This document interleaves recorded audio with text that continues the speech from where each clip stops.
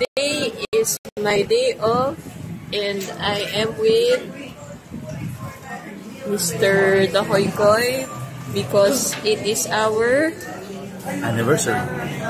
And we went for a ride dito sa aming favorite place. Ayan ang aming mga helmet. Asan ang helmet mo? Nandun sa motor. Ito ang kanyang best Vampira Pilipinas.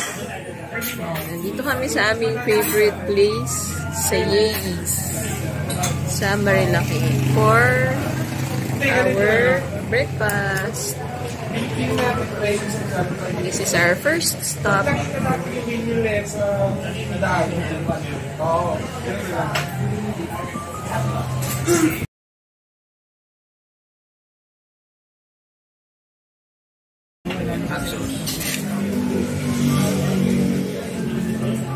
Ito yung pesto, pasta, yung spinach, tapos yung isa pa namin favorite yung Yeis overload.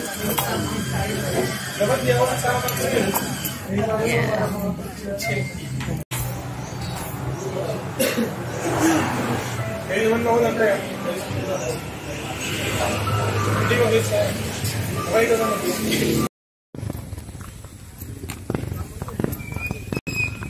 And we're here.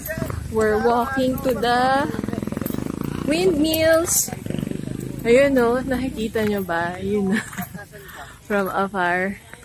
Ayan si Mr. Dahoykoy. Dinala niya ako dito sa windmills.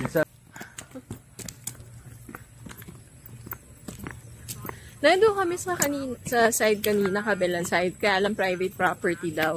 So, dito kami sa side na to. Yan. Pinapunta. May bayad lang ang parking ng motor na 20 pesos. Pero ito, yung pagpasok daw dito ay libre na. Medyo lalakad ka lang kaya pataas etong daan, mabato. Kaya hinihingal ako. Ayan.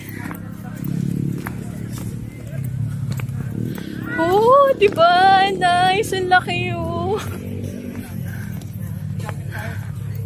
Kaya lang bawal na pumasok. Yan. Ito yun. Tingnan muna natin kung anong meron dito.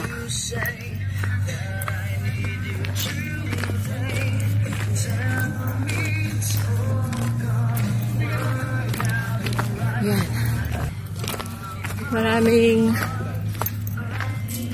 Maraming pumupunta dito ngayon. Laguna de Bay. Alin? Yan, Laguna de Bay. Oh, ito daw ang Laguna de Bay.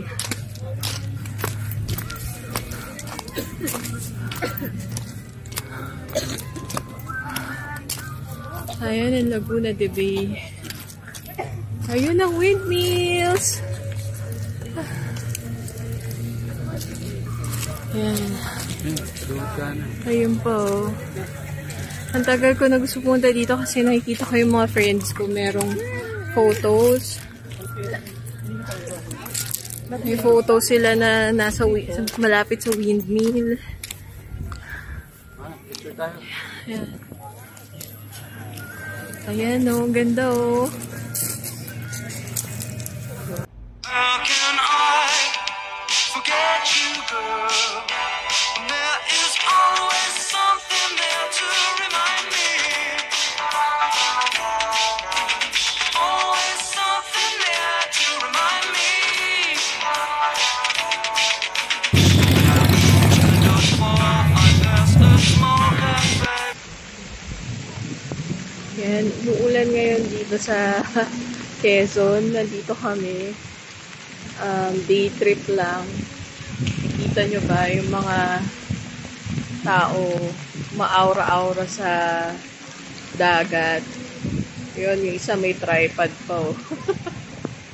Maaura-aura sila. Magawa ng content nila siguro. Ayun, yung isa, nakita nyo, bathing suit siya. Nag-shorts na siya. Habang binabantayan ng kanyang tripod, maaura sila dun sa gitna. Yung friend niya. Yun yung friend niya. Naghuhugas ng kanyang legs. And, malakas pala alon. Malakas ang alon. Malakas ang alon.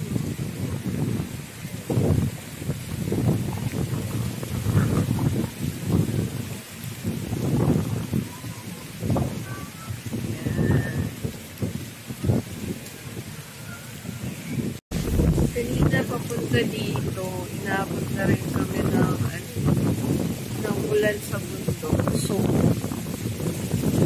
nabasa kami from Yates, papunta na nabasa kami ng ulan. Tapos, tuyo na rin kami ng ulan. Tapos ngayon, nabasa ulit kasi dito sa may dagat. Pero okay lang. So, sanay naman na kami sa ganito. Tapos Ireland ganun din. Inaabot kami ng ulan. Sa pag may fog talaga, pag may fog sa mga madalas, ano yan talagang